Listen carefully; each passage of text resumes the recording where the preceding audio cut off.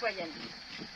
Tout d'abord, ma colère de médecin, à qui le gouvernement demande de trahir le secret professionnel, en signalant non seulement mes patients qui seraient dépistés positifs au Covid-19, comme cela se fait déjà pour les maladies à déclaration obligatoire, mais également toutes les personnes qui ont été en contact avec eux durant les 2 semaines qui précèdent le dépistage positif, en donnant leurs coordonnées, nom, adresse et même numéro d'immatriculation à la sécurité sociale. Tout cela pour leur envoyer une brigade sanitaire, appelée pompeusement « ange gardien ». Quelle hypocrisie! Moi, j'appelle cela de la délation. Et comme le gouvernement sait très bien qu'il ne peut pas nous obliger à le faire, eh bien il nous paye pour chaque signalement. J'appelle cela de la tentative de corruption. Moi, je refuse de faire tout signalement.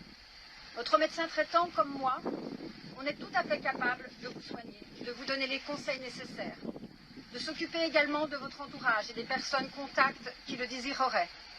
Nous n'avons besoin ni de la sécurité sociale, ni du gouvernement pour vous soigner en garantissant le secret professionnel. Votre état de santé ne regarde personne. D'autre part, on nous a interdit de prescrire l'hydroxychloroquine, sous peine de radiation par le Conseil de l'Ordre. C'est un abus de pouvoir, c'est une perte de liberté. J'exerce depuis une 30aine d'années. J'ai prescrit de nombreuses fois l'hydroxychloroquine, en toute connaissance de cause, en respectant les précautions d'usage, et jamais je n'ai eu un accident. Je réclame donc ma liberté de prescription, d'autant que ce médicament aurait pu probablement sauver des vies.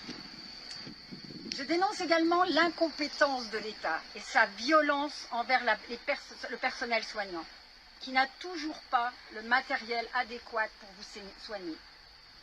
J'accuse donc le gouvernement de crimes contre son peuple et d'abus de pouvoir. Je voulais également vous témoigner ma colère de citoyenne face aux décisions de l'État et vous dire que personnellement, je refuse d'être dépistée, je refuse d'être vaccinée, je refuse de mettre ma fille à l'école le 11 mai.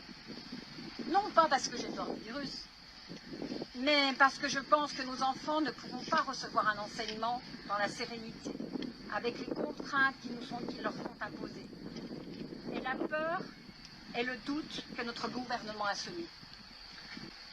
Je refuse d'être pistée, je refuse d'être manipulée.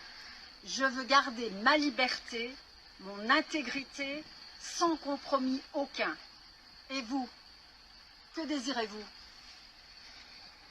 Par ces quelques mots, j'aimerais tellement pouvoir réveiller en vous, en nous-mêmes, à chacun de nous, la puissance qui est en nous.